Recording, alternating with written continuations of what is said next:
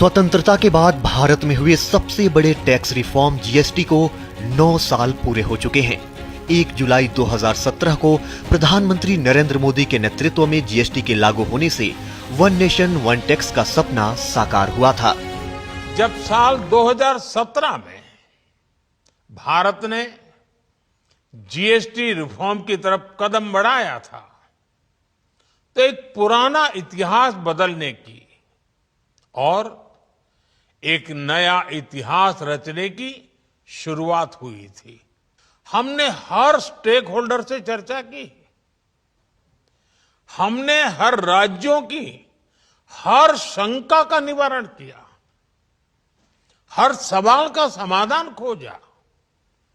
सभी राज्यों को, सबको साथ लेकर आजाद भारत का इतना बड़ा टैक्स रिफॉर्म संभव हो पाया। जीएसटी की वजह से बीते 9 वर्षों में देश की कर व्यवस्था में एक क्रांतिकारी बदलाव आया है। जीएसटी ने कई तरह के अप्रत्यक्ष करों को एकीकृत कर एक राष्ट्र एक कर की व्यवस्था लागू की। इससे कारोबार करना आसान हुआ, कर प्रणाली अधिक पारदर्शी बनी और देश एक साझा बाजार के रूप में और अधिक मजबूत हुआ। जीएसटी लागू होने से पहले उत्पाद शुल्क, सेवा कर, वैट और केंद्रीय बिक्री कर जैसे कई अलग अलग टैक्स लागू होते थे। इससे कारोबारियों और उपभोक्ताओं दोनों को कठिनाइयों का सामना करना पड़ता था।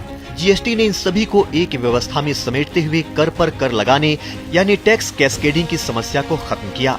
वहीं पूरी प्रक्रिया ऑनलाइन होने से अनुपालन भी आसान हुआ।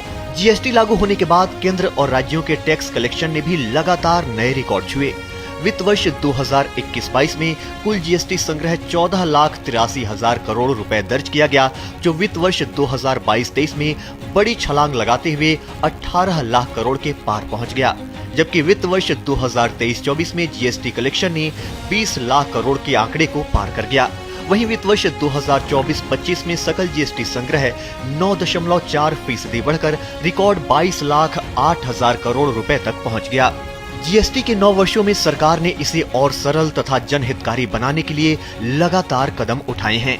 2025 में जीएसटी में एक और बड़ा सुधार करते हुए सरकार ने जीएसटी 2.0 लागू किया। इसके तहत पहले लागू होने वाले 4 टैक्स स्लैब्स को कम कर 5% और 18% के केवल 2 स्लैब्स बचे। इसके अलावा लग्जरी वस्तुओं और सेवाओं के लिए अलग व्यवस्था का विकल्प रखा गया। इससे कर व्यवस्था और आसान हो गई।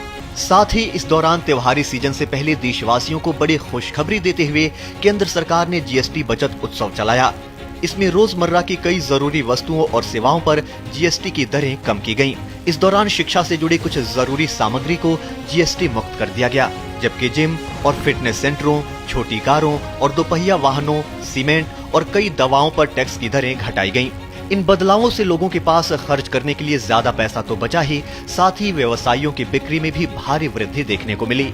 सरकार की सुधारों के लिए इसी प्रतिबद्धता के चलते देश निवेश का मुख्य केंद्र बना हुआ है, जिससे देशवासियों के लिए विभिन्न क्षेत्रों में लगातार नए अवसर पैदा हो रहे हैं।